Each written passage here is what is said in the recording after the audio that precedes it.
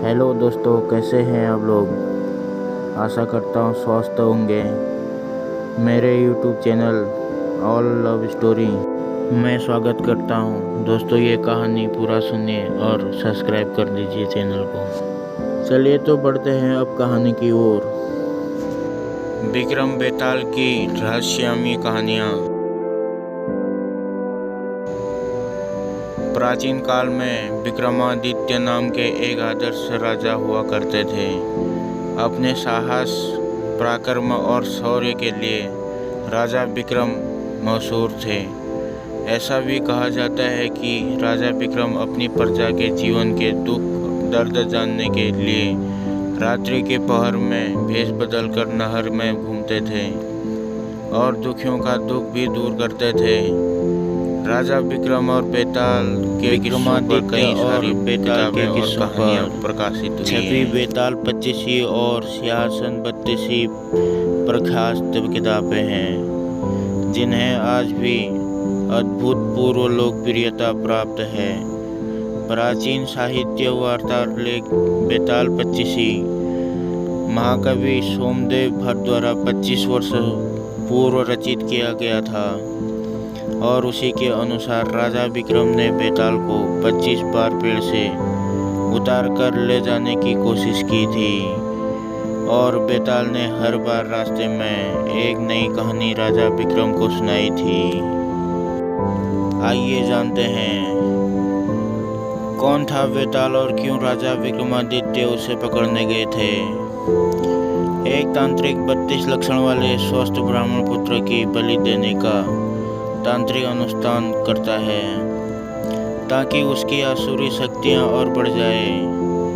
इसी हेतु वह एक ब्राह्मण पुत्र को मारने के लिए उसके पीछे पड़ता है, परंतु वह ब्राह्मण पुत्र भागकर जंगल में चला जाता है और वहां उसे एक प्रेत मिलता है जो ब्राह्मण पुत्र को उस तांत्रिक से बचने के लिए शक्तियां देता है और वही प्रेत रूप में पेड़ पर उल्टा लटक जाने को कहता है और यह भी कहता है कि जब तक वह उस पेड़ पर रहेगा तब तक वह तांत्रिक उसे मार नहीं पाएगा।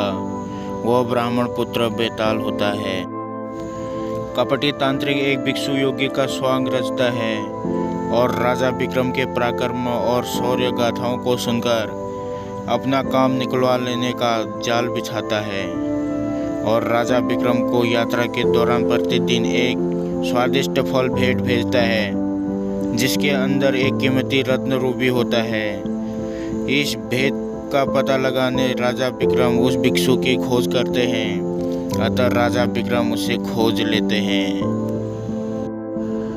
क्योंकि उस ढोंगी भिक्षु में स्वयं बेताल को लाने की शक्ति नहीं होती, इसलिए वह स्वयं रचकर राजा विक्रम से उस पेड़ पर लटक रहे प्रेत बेताल को लाने के लिए कहता है। राजा विक्रम उस तांत्रिक की असल मंशा से अनजान उसका काम करने निकल पड़ते हैं। राजा विक्रम पेड़ से बेताल को हर बार उतार लेते और उस भिक्षु के पास ले जाने लगते।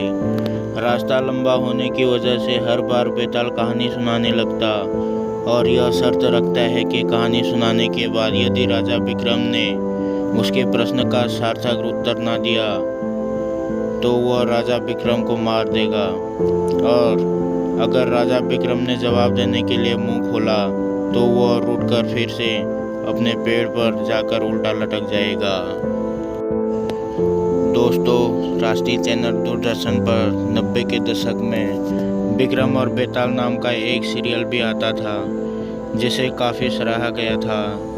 आज हम इस लेख के द्वारा विक्रम और बेताल के किस्सों से जुड़ी 2 रोचक कहानियाँ प्रस्तुत कर रहे हैं। रोचक कहानी पार्ट 1, दगड़ों के स्वर। घनघोर अंधेरी रात में राजा विक्रम अपनी खुली तलवार लिए बेताल को पकड़ने आगे बढ़ते हैं और अपने पराक्रम से बेताल को वंश में करके अपने पीठ पर लाद कर ले जाने लगते हैं। सफ़र लंबा होने के कारण बेताल राजा विक्रम को कहानी सुनाता है और हमेशा की तरह शर्त रखता है कि अगर कहानी सुनने के बाद तुमने उत्तर देने के लिए मुंह खोला तो मैं उड़ जाऊंगा। बेताल कहानी सुनाना शुरू करता है। चंदनपुर गांव में एक वृद्ध स्त्री थी। उसका एक बेटा था जिसका नाम दगड़ू था। वह स्त्री नए पुराने कपड़े सिलने का काम करके अपना और अपने बेटे का पेट पालती थी। दगड़ू एक कामचोर और आलसी लड़का था और दिन रात सपने देखा करता था। दगड़ू के साथ एक बड़ी परेशानी थी कि उसे अक्सर बुरे सपने ही आते थे और जब भी कोई बुरा सपना आता था वह सपना हकीकत बन जाता था। एक दिन दगड़ू को सपना आता है कि कुछ लोग नवविवाहित दंपति और बारात को लूट रहे हैं और उससे मारपीट भी कर रहे हैं। दगड़ू ने जिसे सपने में देखा होता है वही दुल्हन बनने वाली लड़की अपनी शादी का लहंगा सिल जाने के बाद वापस लेने दगड़ू की माँ के पास आती है। दगड़ू फौरन उसे सपने वाली बात बता देता है।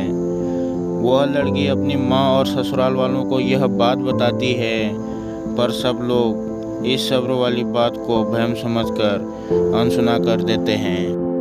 शादी के बाद जब वर वधू बारात के साथ जा रहे होते हैं तब सपने वाला वाक्य सच में घटित हो जाता है और इस पूरी घटना में दगड़ू पर आरोप लगते हैं कि वही लुटेरों से मिला होगा, वरना उसे कैसे पता चल सकता है कि ऐसा ही होगा। और शक के बिना पर सारे लोग मिलकर दगड़ू की खूब पिटाई करते हैं। इस घटना के कुछ दिनों बाद एक रात दगड़ू को सपना आता है कि मोहल्ले में रह रही 84 का नया मकान गृह प्रवेश के दिन जलकर खाक हो जाता है। तभी अगले ही दिन 84 उस मकान को बनवाने की खुशी में लड्डू लेकर दगड़ू की माँ के पास पहुँचती है और गृह प्रवेश समारोह के दिन जलसे में आने का न्योता देती है। वहीं पर सपने की बात दगड़ू फौरन अपनी माँ से और चौधरायन से कह देता है।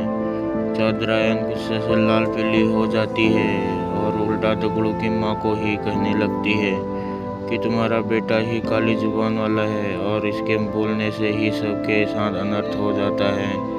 चौधरायन गुस्से में जली कटी सुनाकर माँ बेटे को बुरा भला कहकर वहाँ से चली जाती है। गृह प्रवेश समारोह के दौरान कोई घटना न हो इसके लिए पक्के इंतजाम किए जाते हैं, पर फिर भी किसी न किसी तरह आग की चिंगारी चौधरायन के भव्य मकान के पर्दों में लग जाती है और देखते ही देखते रौद्र रूप धारण करके पूरा मकान जलाकर खाक कर देती है। क्योंकि दगड़ू इस बारे में पहले ही बोल चुका था, इसलिए सब उसे काली जुबान का बोल उस पर टूट पड़ते हैं और उसे मारकर गांव से निकाल देते हैं। दगड़ू समझ नहीं पाता है कि लोगों को सच सुनकर उसी पर क्रोध क्यों आता है। खैर दगड़ू एक दूसरे राज्य चला जाता है जहां उसे रात के पहर में महल की चौकीदारी करने का काम मिल जाता है। वहां के राजा को अगले दिन सोनपुर किसी काम से जाना होता है, इसलिए वह रानी को कहते हैं कि उसे सुबह जल्दी उठा दे। दगड़ू रात में महल के दरवाजे पर चौकीदारी कर रहा होता है। तभी अंधेरा होने पर उसे नींद आ जाती है और फिर उसे सपना आता है कि सोनपुर में भूकंप आया है और वहां मौजूद सभी व्यक्ति मर गए हैं। दगड़ू चौंक कर जाग जाता है और अपनी चौकीदारी करने लगता है।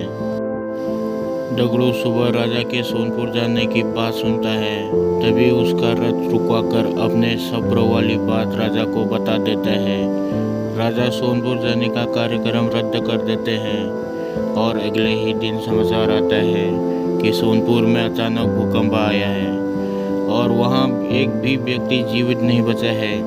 राजा तुरंत दगड़ू को दरबार में बुलाकर सोने की हार भेंट देते हैं और उसे नौकरी से निकालकर बाहर करते हैं। इतनी कहानी सुनाकर बेताल रुक जाता है और राजा विक्रम को प्रश्न करता है कि बताओ, राजा ने दगड़ू को पुरस्कार क्यों दिया और पुरस्कार दिया तो उसे काम से क्यों निकाला। राजा विक्रम उत्तर देते हैं कि दगड़ू ने अमंगल सब्र देखकर उसका वृत्तांत बताकर राजा की जान बचाई, इसलिए उसने दगड़ू को पुरस्कार में स्वर्णहार दिया। और तगड़ो काम के वक्त सो गया, इसलिए राजा ने उसे काम से निकाल दिया। बेताल अपनी शर्त के मुताबिक राजा विक्रम के उत्तर देने के कारण हाथ छुड़ाकर वापस पेड़ की ओर उड़ गया। धन्यवाद दोस्तों। कहानी अच्छी लगी तो शेयर, लाइक, कमेंट, सब्सक्राइब जरूर कर देना।